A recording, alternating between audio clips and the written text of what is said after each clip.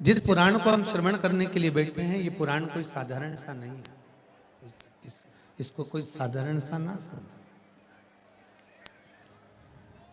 भगवान शिव की जब कृपा होती है, करुणा होती है, दया होती है, तब जाकर कहीं आप भगवान शंकर की अविरल भक्ति और मुक्ति की पथ को निश्चित करने वाली शिव महापुराण की कथा श्रवण कर पाते।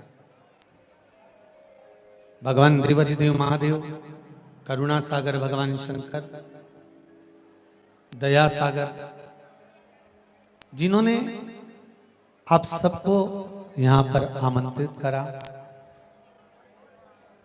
कहीं भोले बाबा की दया और उदारता ही है जो पूरे शहर सीहोर में ऐसा कोई भवन नहीं है जिसमें आप लोग नहीं हैं। ऐसा कोई भवन नहीं जहां आप लोग,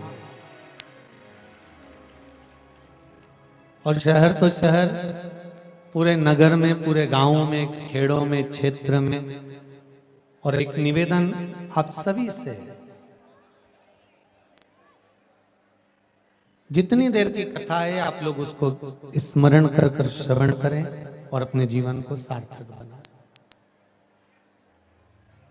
बाबा देवाधिदेव महादेव ने ये करुणा करी है, कृपा करी है, दया करी है, जिसको हम अपने जीवन में उतार सकते हैं। बस आपके आसपास में अगर कोई खड़ा हुआ हो, बोल रहा हो, तो उसके चरण पकड़कर आप उसको कहें कि थोड़ा शांत रहें, जिससे हम भगवान की, जिस कारण आए, आप आए किस कारण से, आप किस लिए यहां पहुंचे हो, केवल उसके दो कारण हैं। एक, बाबा देवाधिदेव महादेव का प्रसाद स्वरूप रुद्राक्ष चाहिए, और दूसरी शिव महापुराण की कथा चाहिए। केवल दो कारण हैं आपके, और इसके सिवाय कोई कारण आपके पास में है नहीं। कौन किसके यहाँ आता है जी, किसके बस का है जो कोई आए जाए, किसके बस का?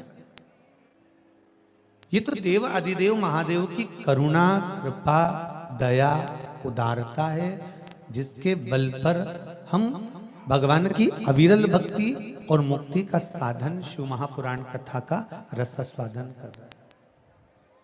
महाराज, शंभु शरणे घड़ी मांगू घड़ी रे घड़ी, दुख काटो दया करी ने दर्शन आपो, शंभु शरणे पड़ी मांगू घड़ी रे घड़ी, दुख काटो दया करी ने दर्शन आपो। बाबा से केवल एक निवेदन, एक प्रार्थना, और बाबा से केवल एक विनती, हमारे जीवन की एक सार्थक, कि तेरा ही दिया मैंने खाया पिया है, तेरा शुक्रिया है, तेरा शुक्रिया है। मुझे भोले बाबा ने बहुत दे दिया है, तेरा शुक्रिया है, तेरा शुक्रिया है। ये जायदाद दी है, औलाद दी है, मुसीबत में हर वक्त इमदाद दी है, तेरा ही दिया मैंने खाया पिया है, तेरा शुक्रिया है, तेरा शुक्रिया है। उसकी कृपा ना हो तब तक कोई कार्य हो ही नहीं सकता।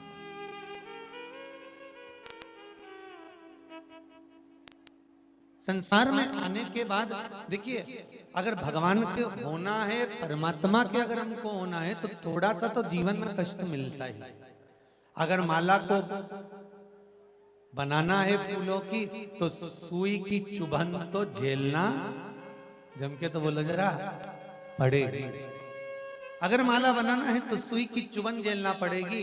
और अगर चंदन को देखो, भगवान के मस्तक पर अगर लग रहा है तो चंदन को भी पत्थर पर घिसना पड़ेगा। जब फूल को भगवान तक जाना है तो उसको भी सुई की चुभन सहन करना पड़ सकती है। चंदन को भगवान के मस्तक पर जाना है तो पत्थर पर उसको घिसा जा सकता है। उसी तरह जब तक मनुष्य भक्ति के उस बल में तपता नहीं है तब तक भगवान का हो भी नहीं पाता है। ये पक्का, उसको तपना ही पड़ता। और नहीं तो महाराज फिर वही वाली बात याद कर लीजिए, सोने की माला अगर गले में होगी तो कहे ना तो चोरों की नजर जम के बोलो जरा रहेगी। और अगर सुंदरता आपकी होगी तो लुच्चों की नजर होगी। और अगर मन में भक्ति और भाव होगा तो मेरे विश्वनाथ की नजर होगी, मेरे शंभू की नजर है आपके ऊपर। आप क्यों?